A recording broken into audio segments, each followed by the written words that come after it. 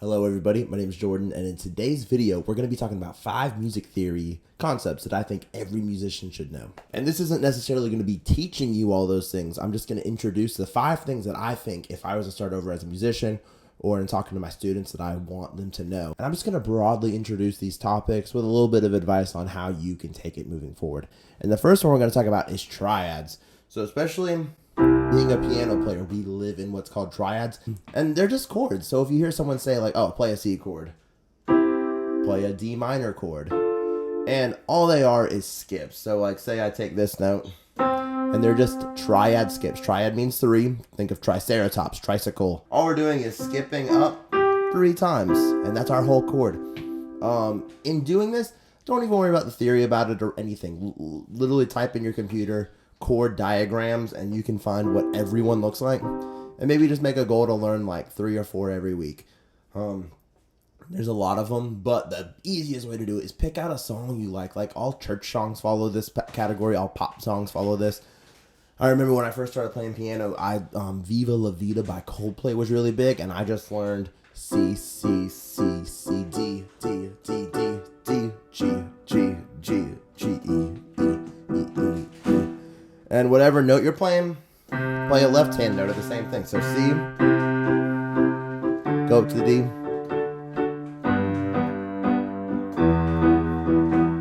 literally that easy. And then you can get carried away with it.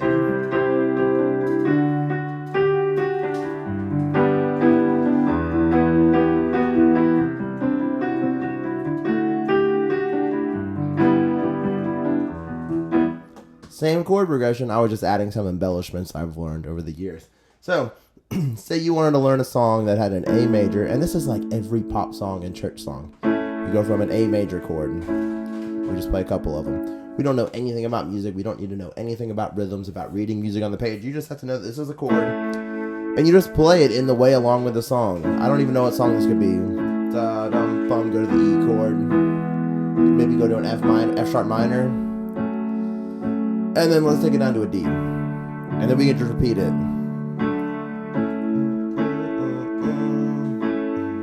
Oh, whoops, E.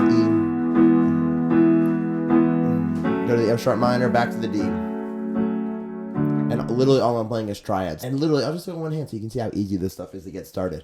And just look up your favorite song. Usually they'll be made of 4 chords, maybe 5. And just learn those chords. A, E, F sharp, and then D. That easy. And I promise you, this is like the fundamental of learning music. And you can like play at your church within, honestly, months of learning this stuff. What a lot of church players do is they just play these chords, and then you put a bass, an octave in the left hand of the same note.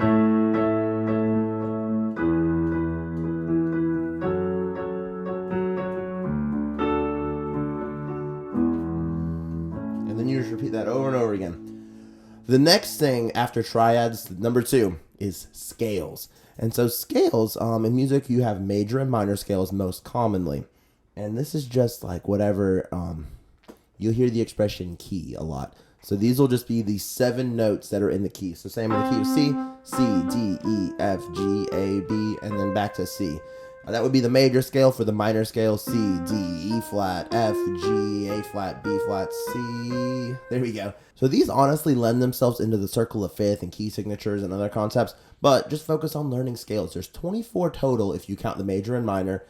Let's see, there's 52 weeks in a year. If you set a goal to learn 1 every 2 weeks and then took a whole month off, you would have enough time to learn all of them in 1 year. And so the way that we're going to do this, the way I recommend you, and kind of how I did it, is just learn 1 every 2 weeks.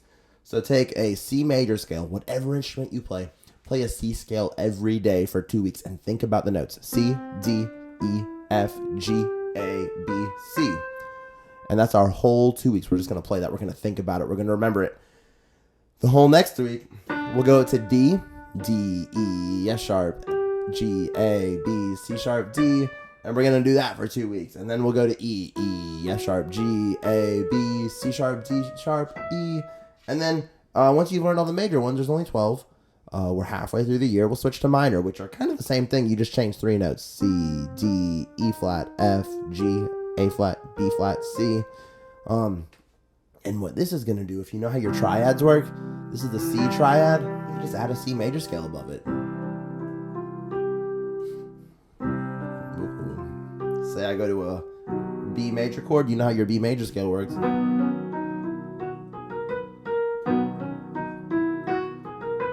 You're already making music.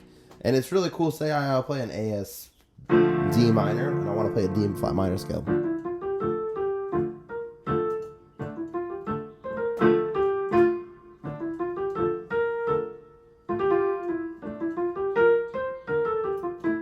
Just like that, we wrote a song. It's literally that easy. So scales and triads, if you just have a very general understanding of these two things, and it's just like learning how to read. Whenever we read through paragraphs, we don't sit here and read every letter as we go and think about, oh, where in the alphabet is this letter? How do C and H sound together? You just comprehend it, and that's how music becomes after a while. And eventually you get to the point where you hear music on the radio and you'll be able to recognize where the chord changes are, maybe even what keys they're playing in. That's more advanced. The third one, and this one is a little bit harder, is called Roman numeral analysis. And so this is just a way that we group our chords. I'm also going to include scale degrees in this, but it's mostly Roman numeral analysis. So scale degree just mean wherever I'm starting, C is 1, D is 2, so that's a second. And then there's thirds, fourth, fifth, sixth, 7, and then we're back to where we started because of octaves. So knowing that wherever I start is my root, and then after that I have scale degrees. 1, 2, 3, 4, 5, 6, 7 roots. And so we're cool. Roman numeral analysis comes into this. So say we're in the key of C. We know all our triads in the key of C. C, D, E, F, G, A, B, C. There's 7, and then we repeat. So it's also called the natural number system, which is a little different because you use actual numbers instead of Roman numerals. If you've seen the Star Wars movie, you're covered pretty much. Yeah, actually, there's the new sequel trilogy, so you get all the way up to 7. We only need to be able to read up to 7 in Roman numerals. So C major would just be a Roman numeral 1. D minor would be a lowercase Roman numeral 2. The reason why it's lowercase is to indicate that it's minor, which is really cool, and which is why I prefer it over the natural number system, because the natural number system would just have like a digit 2 using the Arabic number system, and it would just put like a little lowercase m next to it. Whereas this one, when we use the Roman numeral system, we can use a uppercase I versus a lowercase I. And there's a couple other cool tricks where this comes in handy, and I'm not here to teach you about Roman numerals, so I'm just introducing you to what it can do. So say we're playing that same chord progression we were doing earlier. A, E, F sharp, D. Even just hearing that's like every pop song. Now let's talk about these in Roman numerals. So A, we're in the key of A. We're in the key of A, which you know now because you've learned all your scales at this point. Just like that. So A is the 1. The next chord that we talked about was the E. E would be 1, 2, 3, 4, 5. So we call that a Roman numeral 5. So there's our Roman numeral 5. F sharp is 1, 2, 3, 4, 5, 6 away. That would be a lowercase 6. And then the final chord was the D, which you can know is 4 away. 1, 2, 3, 4. So our chord progression is 1, 5, 6, and then 4, and 1. So whenever we talk about this, say I'm playing in church and the singer's like, guys, I was sick all week. And it's early in the morning. I can't hit these high notes that I'm supposed to sing. Can we lower it to G? And if you're someone who just knows triads, that's awesome. Great start. But you would say, wait a second. A, E, I learned these in these triads. But in your mind, if you think about them in sets of numbers, you can play it in any key once you've learned all your scales and triads. Of course. So, say we are in A. Let's just lower it to G for the singer's sake. Now we're playing in G. We have a 1. We go to the 5, which is how our last progression goes. 1, 5. Then we go to the minor 6, 4, 1, 5, 6. And then we resolve to G. So say we wanted to transpose it really far away. So we just went from A down to G. What if they're like, oh, I'll just let the male sing instead. Let's put it all the way down to D. Oh, Lord. So now we're in D. So in the key of D, let's see. This is our 1. A is 5 now. Minor 6 is a B. And then our 4 would be a G, in fact. D. the 5, and then the 6, to the 4, back down to the 1. Awesome. So Roman numeral analysis, if you ever want to play in a band or with other musicians, this is key. And a lot of time when I'm playing with other musicians, we really only talk in numbers. We don't really use chords anymore. The next thing is rhythms. And I don't mean reading rhythms like in music, like quarter notes, eighth notes, half notes. That's helpful. And I actually have a whole series that I'm making about this just because I love reading rhythms so much. And for those of you who know, I only started playing piano maybe 8 years ago. I've played drums my entire life though. And if you're a drummer, this is the list. You really just have to be good at rhythms and understanding rhythm. And what I mean in this sense of rhythm is knowing where the beats are, knowing when to play, knowing what count-ins are, what tempo is, like feeling the beat in the music, stuff like that. So say we're playing in 4, and if you want to play in a band, you have to play with a click track a lot of the time. So say our click is like 1, 2, bum, 1, 2, 3, 4, 1, 2, and 3, 4, 1, and 2, 3, 4, 1, and 2, and 3, 4, 1. So you have to be able to lock into that. And the best way to practice this is just listen to music in the car. Listen to where that downbeat is. Listen to where the chords are changing. Because at first, when we're just playing along with our favorite song,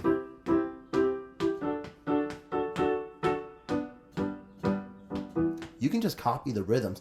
But eventually, you need to understand, all right, this is my tempo. Bum, bum, bum, bum, bum, bum, bum, bum, bum. Oh, wait, it's hard to... Maybe I can do it with my left hand. Bum, bum, bum, bum, bum, bum, bum, bum. There we go. Yeah, I'm right-handed, so it's easier to do that. And yeah, you can change the tempo on that and do whatever you want. It's just good to know where that happens. Also, the idea of subdividing, so knowing that I could be playing 1, 2, 3, 4, or 1, 2, 3, 4. Say I was to play through a progression and I wanted to subdivide some beats in my right hand.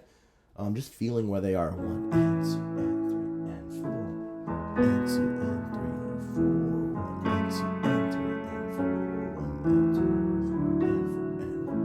Stuff like that. So that's where rhythm really comes in. Being able to differentiate between 6s and 4s, which you'll see a lot. So a 1, 2, 3, 4, 5, 6, 1, 2, 3, 4, 5, 6, 1, 2, 3, 4, 5, 6, 1. Versus a 4. 1, 2, 3, or 1, 2, 3, 4, 1, 2, 3, 4, 1, 2, 3, 4, 1, 2, 3. Those are the really two big ones that you'll see a lot in music. And then finally, the 5th one that I think every musician should know is called arpeggios. And this is just, we'll take triad arpeggios. So we've already learned our triads. And this is just going through in each position. So I'm just rearranging my notes. And where this is so helpful is not only can we do some cool runs, let's keep it in the same one we're doing. This A. Stuff like that. We see these all the time in music. So say I took a really hard song like Moonlight Sonata.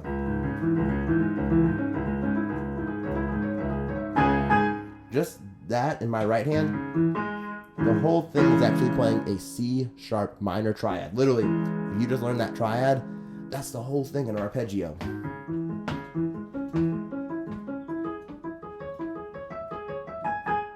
Whole thing. The next chord that it plays is an A flat major, and then we go to a C sharp major. It's just 3 arpeggios. Watch my right hand.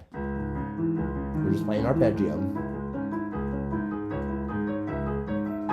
Now I switch to an A flat major.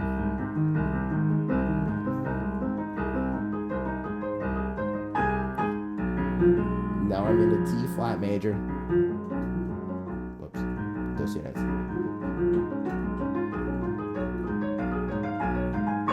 And just like that, you've learned like the whole first page of that piece pretty much. It's also really great learning arpeggios because then you learn all what we call chord inversions, which is a pretty complicated concept when you first learn about it. But if you've practiced your arpeggios, you kind of skip that because look, I'm going to play this C in what's called root position, but then knowing my arpeggio, I can switch to a first and then second inversion and then back to root, which you'll notice this is a root position chord. The first inversion, same notes, but it has a totally different quality. 1, 2, 3, 2, 3. And then we're back to where we started. Bonus points, I would say 7th chords are awesome to know. So whenever we play these triads, just remember when we talked about scale degrees. 1, 2, 3, 4, 5, 6. 7. So we just take that 7th note, which is an extra skip, and we add it onto it. But you'll find 7th chords have lots of color and character. That's a 7th chord, 7th chord, 7th chord. So I'll play that same exact thing with no 7th chords. Those sound cool. Add the 7th chords in. And oh my gosh, there's just like stuff pops out of it. Let's add our arpeggio above it. Or just even some scales.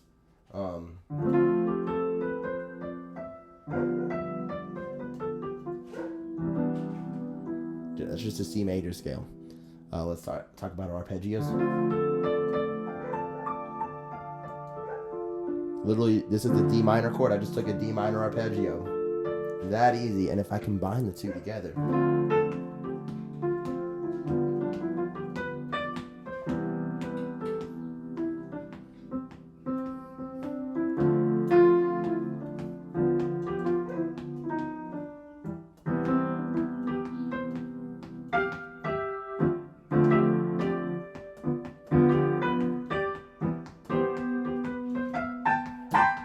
I'm getting carried away. It's just so fun once you learn these things. Just like how we construct sentences, how we create ideas. When you have the fundamentals, you can just sit down